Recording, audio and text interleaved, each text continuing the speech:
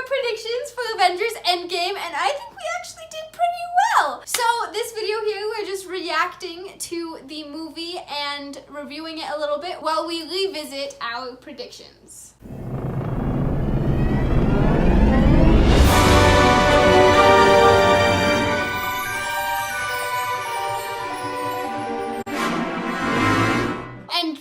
Start this, there are obviously going to be spoilers in this video because it's kind of a reaction and review of Avengers Endgame. So if you're avoiding Avengers Endgame spoilers still, if you've not seen it yet, then don't watch this video. Come back and watch it again after you've actually seen it. Because there are spoilers. Okay, so my first prediction was that they'd revisit the first Avengers movie, The Battle of New York, to get the stones.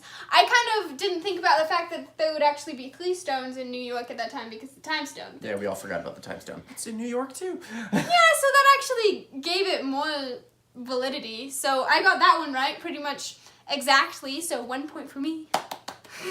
I kind of didn't get mine right, I kind of did. So my prediction was, the first one was that Tony's vision would happen. In a sense, in my thought process, it kind of did, because I mean, Cap says, you could have saved us, and lo and behold, Iron Man does. So I'm thinking that Iron Man's vision was an alternate timeline that Scarlet Witch showed him that could have happened out of the 14,605,000.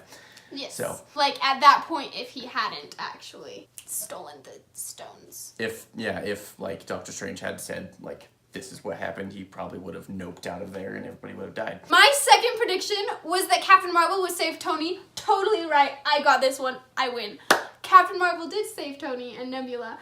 And also in my favorite, I feel like it's definitely implied that what I explained last time actually happened. Because if Captain Marvel showed up because of the pager, it doesn't show that in Endgame. But if that actually happened, which, you know, it does because it's a post-credit scene, if she actually showed up there, it seems kind of obvious that the reason she goes and finds Tony is because they told her to. She didn't just happen upon them. Although, who knows if they even knew he was on the ship. Rocket could have just been like, can you get my ship for me? And he happened to be on there. That's true. But yeah, I mean, the idea is Captain Marvel was going to save whoever was left of the Guardians of the Galaxy and the group of people Avengers who went to Titan.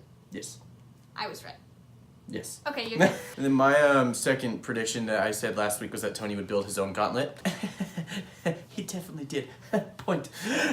Which is true. They just didn't spend as much time on that as I thought they would in the movie. True. It just happened. Like, it wasn't even a major plot point. It was just there. Yeah.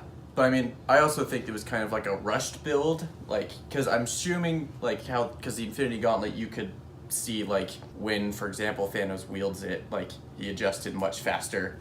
Whereas when he wields Tony's, it takes a while. It, like, you can see the energy, like, flowing out, whereas with the Infinity Gauntlet, it doesn't flow out as much. It's kind of more built for the stones.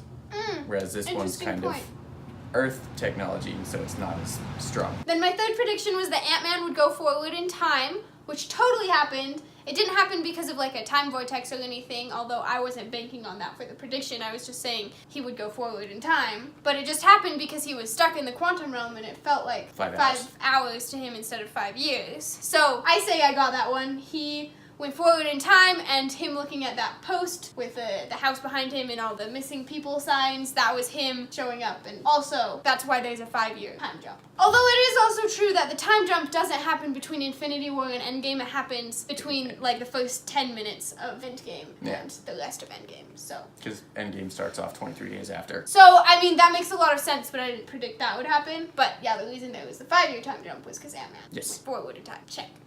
So that's 3 right for me.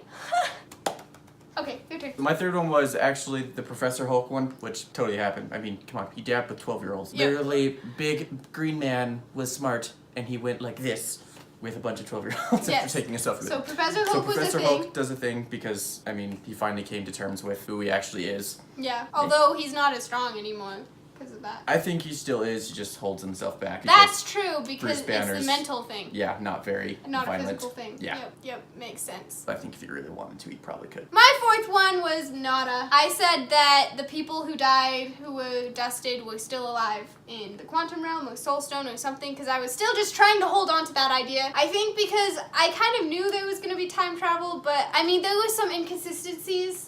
They did pretty well, but I was just worried about time travel, and so that's why I wanted the people to still be alive, I think. especially right after Infinity War came out. Time travel, they did find only a few things that I'm like, about. But that means that the people weren't alive, so I didn't get my fourth prediction right. Although, Gamora and Black Widow still might be. I don't think Black Widow is. You She's don't? gone. No. Same with the old Gamora. You don't? Mm. I've seen things that they might be. They weren't snapped back. But that's because they're stuck in the Soul Stone. Then why was everybody else not stuck in the Soul Stone? Because it's a different thing. When Thanos snapped, he made everyone stop existing. Whereas Gamora and Black Widow, that's a trade with the Soul Stone. It's a different thing. I guess. I still think they're dead, but I guess. Okay. My number 4 was that the movie would start off with Ant-Man because that was the last end credit scene we got. I did not get that right. I got it right about 15 minutes into the movie. Yeah, the first 15 minutes was Iron Man and Nebula stuck in space and then getting saved and then going to go chop off Thanos' head and blah, blah, blah, blah, blah, blah, blah. And then Ant-Man. But the very beginning was Hawkeye. Yeah. It started with With Hawkeye. Hawkeye, yeah. Because that could have been a post-credit scene somewhere, but he doesn't have his own movie. Nope. It matched with all of the other stuff, right? Yep. And created his character arc for the movie. So you missed your number 4. My number 5, my last one, was that Captain America would wield Mjolnir. Oh my gosh, epic part. Was so awesome. Totally happened. I loved it. Everybody in the theater was like, It's like, I felt kind of bad was so because dope. like this part right here, Thanos is on the verge of killing Thor, sticking Stormbreaker into his chest, and here I'm like, go, because this is where it's gonna happen. Captain America's gonna get Mjolnir, and I'm like, I feel bad for being excited. I'm not excited that Thor's gonna die. I'm just pretty sure this is gonna be where Captain America gets Mjolnir, and then Mjolnir went flying, and I'm like, yes, and we're just like, boom. it was really dope. It was He good. just went like all Mortal Kombat on Thanos. Combos everywhere. Oh yeah, so good. My 5th one was that Pepper would play an important role, which I'd say kind of counts. She didn't play a major role in the film, but I mean, she was Well, there. she was a major part in the battle at the end. Yeah, that's what I'm So- talking about. Like, So she didn't, that's it. Yeah, she didn't play a huge role throughout the film like she does in like Iron Man, like 1 and 2 and 3.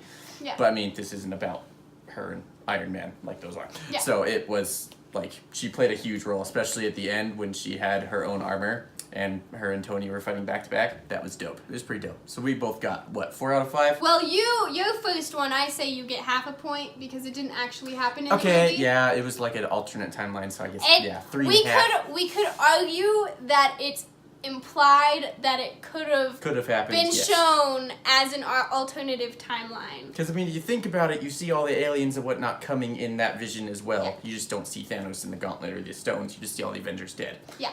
And so, we can argue that that's half a point. So that means he got 3.5. I got 4. Pretty good scores out of 5. Although, our one joint one, we both said that Captain America would die. Which that we got didn't wrong.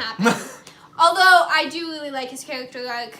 They wrote him out of the rest of it, right? Because he went back to Live his life with Peggy. live his life with Peggy. The only thing I don't like about that is how it conflicts with how time travel and everything time worked in the rest of the movie. Can go into more detail later on that. But I liked what it did with his character. I didn't like what it did with the consistency of the movie. But yeah, we both thought that Iron Man wouldn't die either, and he did. But also, that really completed his character arc too, so. It was good. Just to close up, what was your favorite part of the movie? That's hard because there's lots of points. I'd probably say my favorite part was probably the ending scene where you just see Captain America by himself against all of Thanos' army. Just that shot. And then you just hear Sam on the thing and all the Avengers come in and the Yeah. whole Avengers assemble. It's just like, woo! Yeah, I'm gonna say probably kind of the same thing.